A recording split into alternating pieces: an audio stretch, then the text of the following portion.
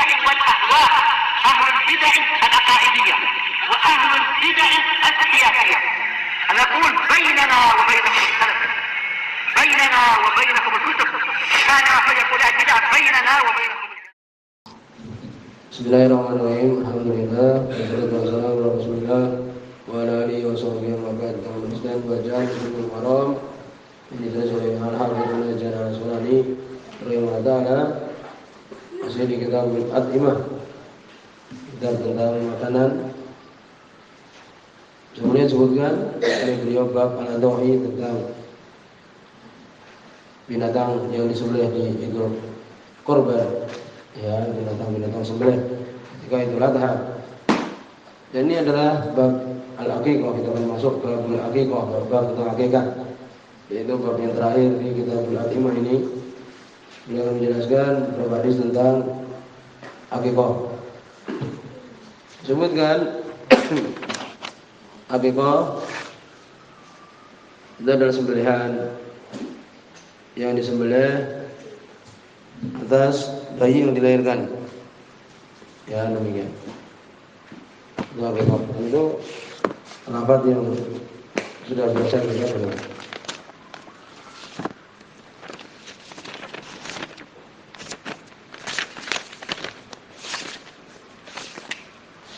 Kemudian oleh Imam Hasan ini rahimahullah taala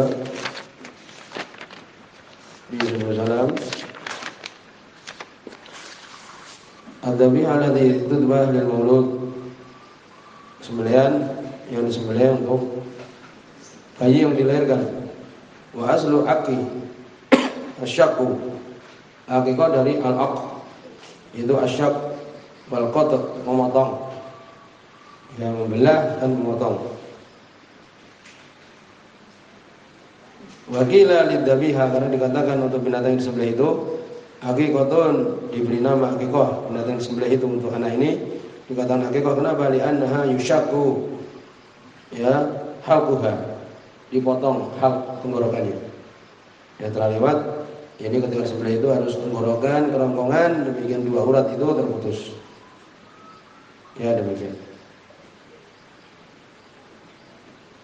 Itu asal katanya akikah, yaitu apa? Dari sesuatu yang dipotong dari kerongkongan atau tenggorokan itu. Dari al-qata', memotong. Akikah dari al-qata' itu memotong. Sebenarnya mengatakan sebagaimana disebutkan Imam Sonani juga, karena rambut bayi yang dilahirkan itu digundul dengan disembelihnya binatang ternak tersebut. Ya, dengan disembelihnya binatang tersebut. Dan hukum akikah, ya, akikah ini hukumnya adalah sunnah, istihbab, ya, disukai.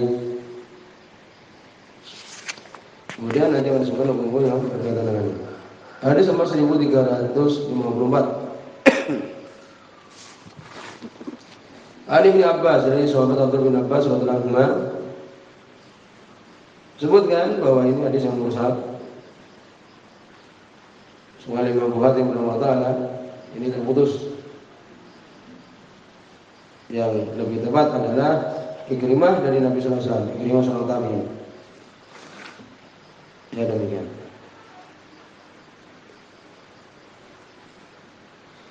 Di situ ada penguat, ya, dari apa yang diriwayatkan Imam Ahmad dan sebagainya.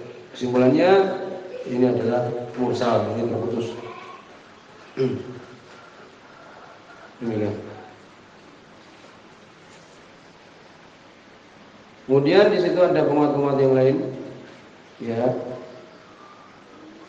dengan tidak menyebutkan kapsyan, ini jumlahnya, yaitu satu domba. Karena ada riwayat yang lain nanti disebutkan untuk laki-laki yang dilahirkan, anak laki-laki itu 2. Ya, demikian. Jadi disebutkan di sini dari Abdullah bin Abbas radhiyallahu anhu, ana Nabi sallallahu alaihi wasallam, sungguh Nabi sallallahu alaihi wasallam aqwa anil Hasan wal Husain. Itu aja, itu yang Hasan dengan jalan-jalan yang lain. Ya. Bahwa Nabi sallallahu alaihi wasallam, sungguh Nabi sallallahu alaihi wasallam beliau mengakikahi untuk Hasan dan Husain. Itu aja sudah selesai.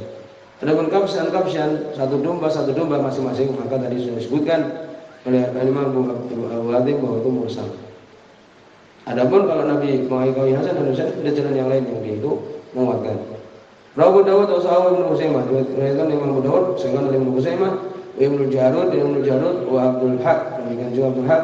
Lakin Raja Abu Hatim irsal, tetapi Abu Hatim rajikan mursal, mursal yang jumlahnya satu saja. Kemudian berikutnya akhraja Ibnu Hibban min hadis Anas nahu. Ibnu Hibban mengeluarkan juga dari hadis Anas Malik semisalnya. Ya demikian. Itu juga yang benar dalam mursal dari Ikrimah ya disebutkan ya, riwayat yang lain juga disebutkan dari jalan lain dari Qatadah dari Anas bin Malik, tapi itu dikatakan oleh para ulama bahwa tidak ada yang mengikuti tarik seperti ini.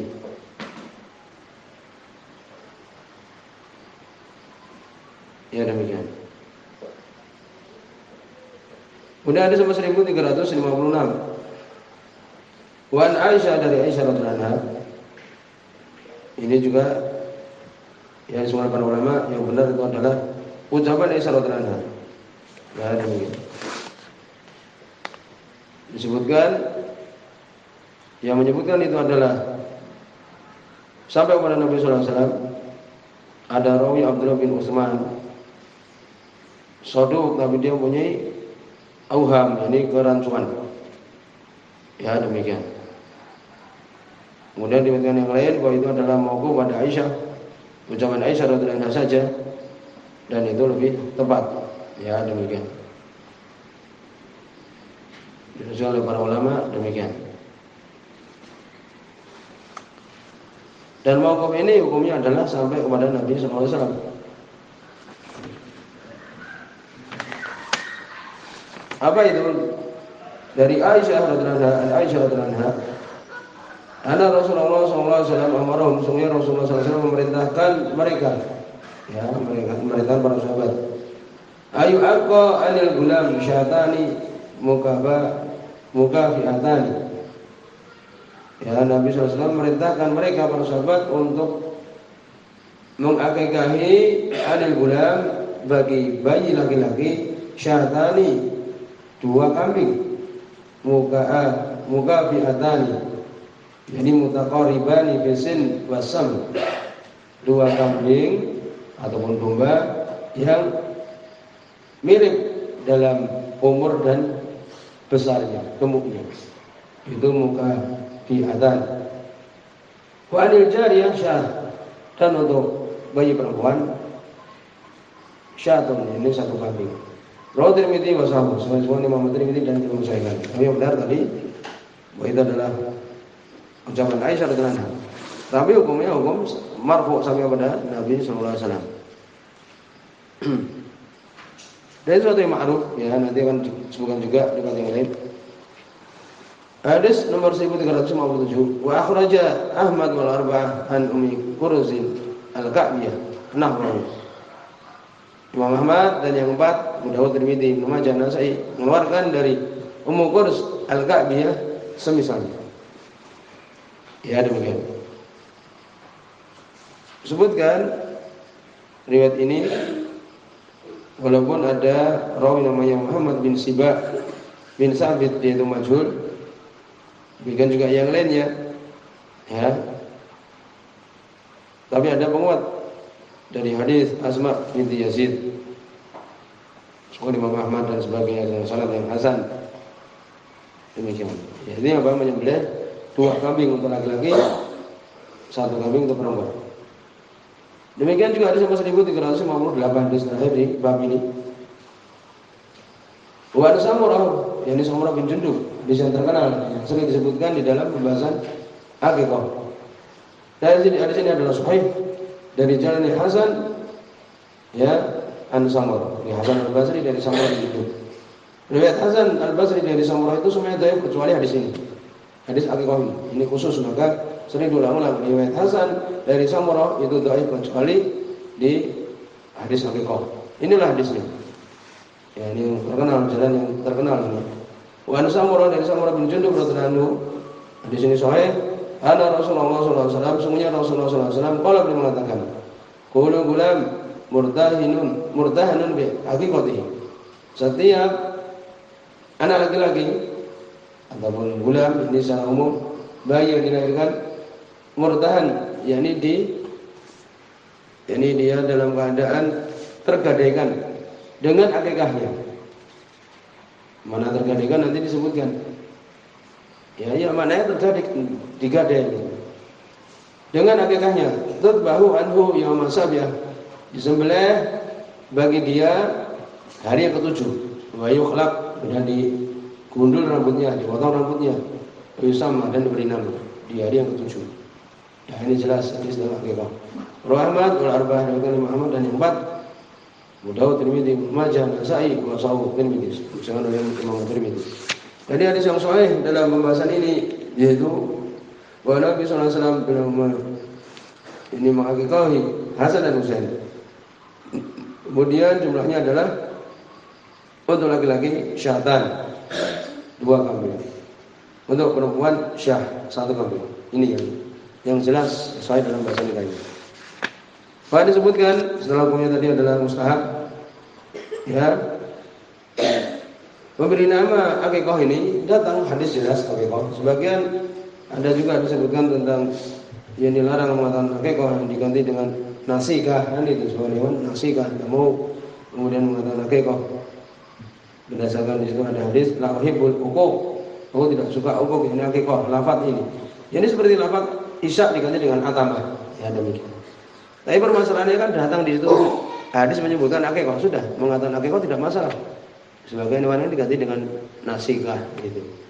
Berdasarkan dengan hadis tadi kita sebutkan. Ya. Itu alaupun sahih ya kan, dan itu sahih. Itu maknanya adalah seperti lafaz-lafaz yang di itu atamah dan sebagainya menggantikan isya. Ya. Kalau tapi lafaz akikah itu datang di situ hadis Nabi sallallahu alaihi wasallam. Qulu gulam murtahanun bil aqiqati, jelas akikah lafaz itu. Berarti tidak ada mengatakan makruh. Karena Nabi sendiri mengatakan akikah. Ya demikian. Jadi tidak makruh sama sekali. Kemudian mana tergadaikan bagaimana? Tergadaikan ya, maknanya tergadaikan. Disebutkan yaitu apa? Sebagaimana seorang ketika akan mendatangi istrinya mengatakan, ya Allahumma janibna syaitan wa janibi syaitan. Marasabtana. Ya Allah jadi jauhkanlah kami. Demikian juga apa yang Engkau rezekikan ya dari anak yang nanti muncul itu dari syaitan, demikian. Maknanya terjaga disebutkan oleh para ulama terjaga dari syaitan untuk kemudian murtad anak ini. Tidak akan murtad insyaallah. Demikian juga makna murtahan ini tergadaikan. Sebagian mengatakan tidak bisa memberikan syafaat, tidak ada dalilnya. Ya demikian. Ini maknanya bahwa dia terbebaskan dari ikatan syaitan. Ya demikian. Bahkan ada akikah bid'ah, seakan-akan akikah itu sebagai tebusan, wa takhlisan lahu, menyelamatkan dia dari habs syaitan, dari yakni kurungannya syaitan. Itu aja. Dia mengatakan begitu.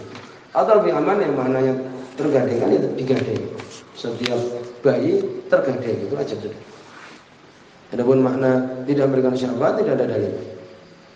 Kemudian berapa jumlahnya jelas tadi 2 untuk laki-laki, perempuan adalah 1. Waktunya adalah 7 hari yang pertama itu yang afdal. Kemudian setelahnya juga boleh. Ya jelas menurut jumhur ulama.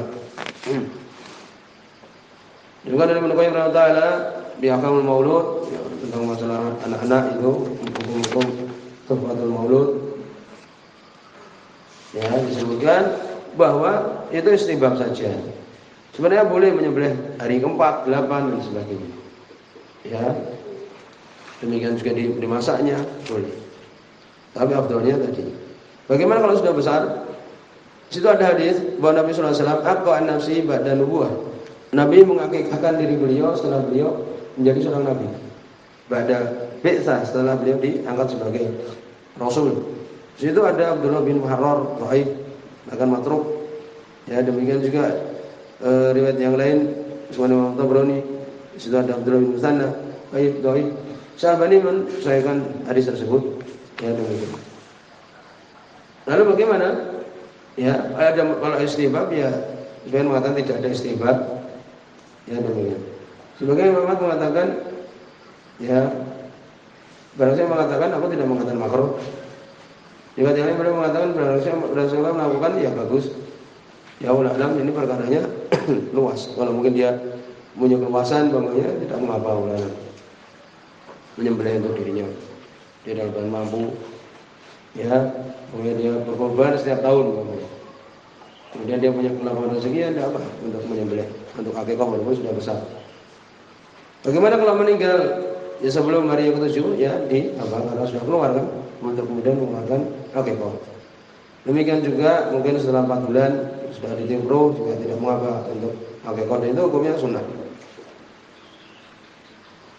Apakah selain dari kambing boleh? Karena Malik menyebutkan dia akikah dengan apa? Dengan onta. Ulama boleh. Sudah disebutkan tidak ada dalil menyebutkan syarat akikah. Sebenarnya mengatakan syaratnya seperti apa? Seperti berkorban. Itu pendapat jumhur. Ibnu Hazm Imam Syaukani mengatakan tidak ada dalil sahih. Ulama ya ini lebih ringan ini untuk akikah syaratnya. Kemudian juga disebutkan adapun untuk kemudian darahnya dari binatang itu diberikan pada bayi sedikit, maka dalilnya dhaif. Adapun mencukur rambut ya anak ini dari ketujuh jelas dari dalilnya. Kemudian di situ juga para ulama mensyarahkan hadis untuk bersedekah dengan seberat rambut anak yang dilahirkan itu ketika dipotong hari ketujuh dengan perak ya. Hadisnya Alam Hasan. Ya demikian. Sahabat saya kan Nabi SAW memerintahkan Fatimah untuk yatasaddaqa bi wazni sya'r Hasan. Nabi memerintahkan Fatimah untuk bersedekah seberat rambutnya Hasan. Wal Husain dan Husain dengan dari fiddah, dari perak. Ya demikian. Kemudian juga beri nama di hari yang ketujuh. Ya demikian juga yang beri nama itu adalah tasmiyah haqqul li ab dunal Memberi nama anak itu adalah haknya bapak bukan ibu. Ya demikian. Menurut mengatakan hadza mimala niza' fihi bainan nas. Ini tidak ada perselisihan di antara manusia bahwa yang memberikan nama itu adalah bapak. Ud'uhum li abaihim wa aqsatu indallah. Surat Al-Ahzab ayat 5. Bagilah mereka ya untuk bapak-bapak mereka itu lebih pertengahan di sisi Allah Subhanahu wa taala, lebih tepat. Kemudian juga khitan ya tidak ada yang jelas dalam masalah ini. Dan khitan itu adalah bagi laki-laki wajib karena untuk apa? Untuk dia dalam badan suci ketika sholat setelah balik kan demikian. Demikian juga kalau di dalam shaf dia ingin masuk dalam shaf dalam keadaan apa? Dalam badan tidak ada najis, tapi kalau belum dikhitan ya di situ masih ada najis. Ya demikian.